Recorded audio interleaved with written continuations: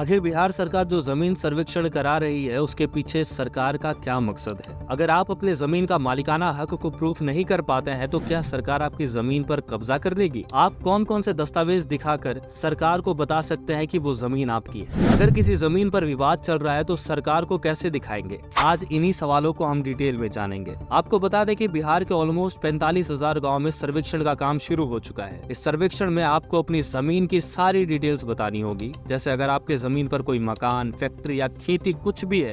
कुल मिलाकर आपको अगर आपकी जमीन है और चाहे आपने उस जमीन पर कुछ बना रखा है या नहीं बनाया, आपको सर्वेक्षण करानी ही है। तो सर्वेक्षण के लिए सबसे पहला स्टेप है, सबसे पहले तो आपको स्व घोषणा कराना होगा, यानी आपको खुद ही घोषित करना है कि ये जमीन आपकी है। ये जमीन आपको कैसे मिली? उत्तराधिकारी से मिली है या आपने खरीदी है? जो भी है आपको बताना होगा और उसके पेपर्स आपको प्रस्तुत करने होंगे। अब डॉक्यूमेंट्स में क्या क्या लग सकते हैं वो जानते हैं। मृत जमाबंदी, रैयत की मृत्यु तिथि व वर्ष, जमाबंदी संख्या की विवरणी, मालगुजारी रसीद संख्या व वर्ष, खतियान की नकल, दवाकृत भूमि से संबंधित दस्तावेजों का विवरण, यदि सक्षम न्यायालय का आदेश तो उसकी मूल प्रति, आवेदक के आधार कार्ड की छाया प्रति, वोटर कार्ड की छाया प्रति।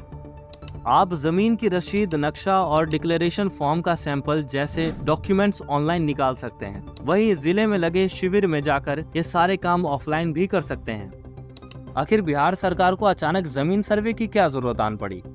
आपको बता दें कि बिहार में इतनी जमीन है, उसका सही डेटा सरकार के पास नहीं है। अब जैसे डेटा म्यूटेशन होता है तो म्यूटेशन के आधार पर एक्चुअल डेटा तो अपडेट हो जाता है, पर जो नक्शा है वो अपडेट नहीं हो पाता।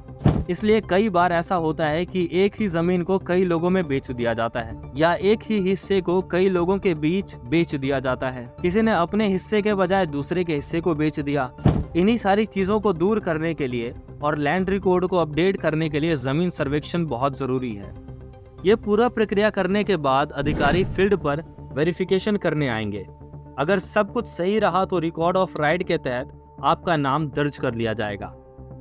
अगर आप बिहार के बाहर हैं या भारत के बाहर हैं तो आप इस जमीन सर्वेक्षण में हिस्सा कैसे ले सकते हैं? आपको बता दें कि ये जो सर्वेक्षण हो रहा है ये पूरा डिजिटल फॉर्मेट में हो रहा है, यानी आप ऑनलाइन सारे डॉक्यूमेंट्स को अपलोड कर सकते हैं, ऑनलाइन अपील भी कर सकते हैं और ऑनलाइन खतियान का जो प्रकाशन हो रहा है उसे देख भी सकते हैं।